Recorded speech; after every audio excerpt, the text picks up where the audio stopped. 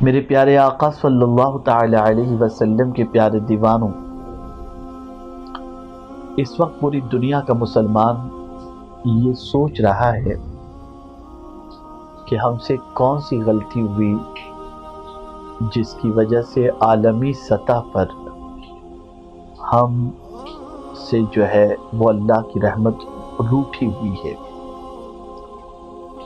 دنیا کا ہر مسلمان اللہ ماشاء اللہ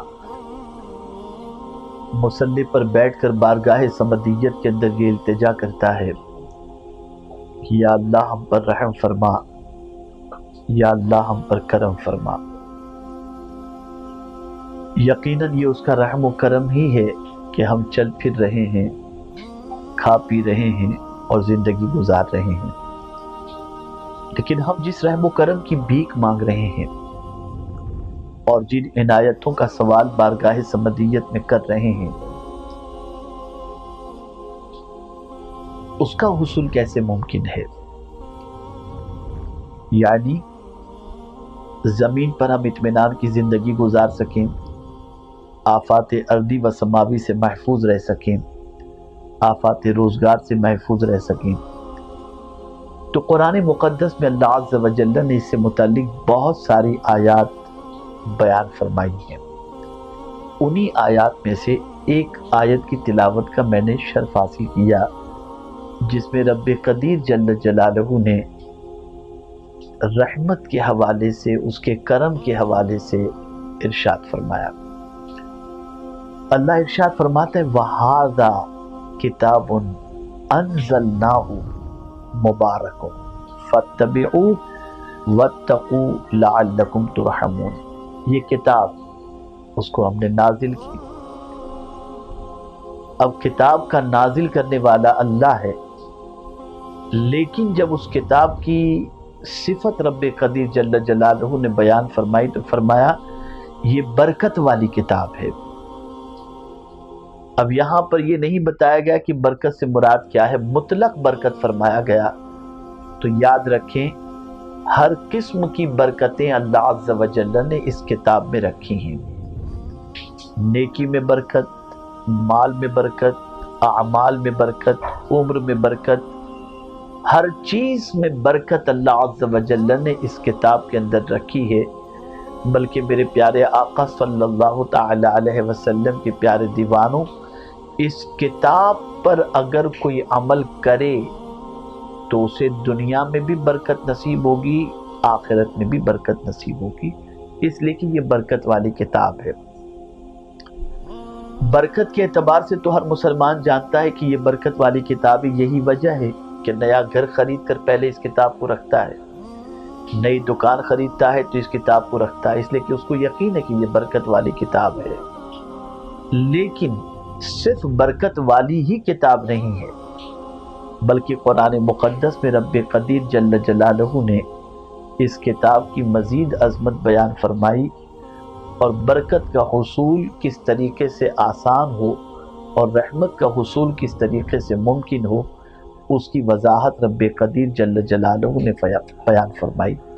ارشاد فرمایا وَهَذَا كِتَابٌ أَنزَلْنَاهُ مُبَارَكٌ فَاتَّبِعُوهُ۔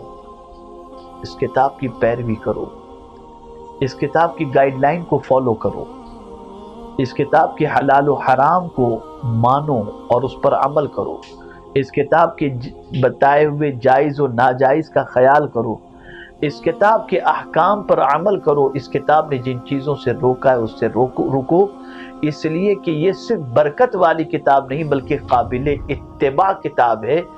اور جب کوئی بندہ اس کتاب کی پیروی کرے گا، اس کتاب کو فالو کرے گا، اس کتاب کی گائیڈ لائن پر چلے گا، پروردگار جل جلالہ نے فرمایا واتقوا، اور اللہ سے ڈرو، لعلکم ترحمون، تاکہ تم پر رحم کیا جائے، تم رحم کیے جاؤ۔ یہاں سے یہ بات سمجھ میں آئی کہ اگر ہم اللہ کی رحمت کے متمنی ہیں تو ہمیں صرف اللہ کی کتاب کو برکت والی کتاب سمجھنے کی بجائے، صرف یہ سمجھنے کی بجائے اس کتاب کی پیروی کرنی ہوگی۔ اگر ہم اس کتاب کی پیروی کریں گے تو میرا مولا ہم پر رحم و کرم کی بارشیں نازل فرمائے گا۔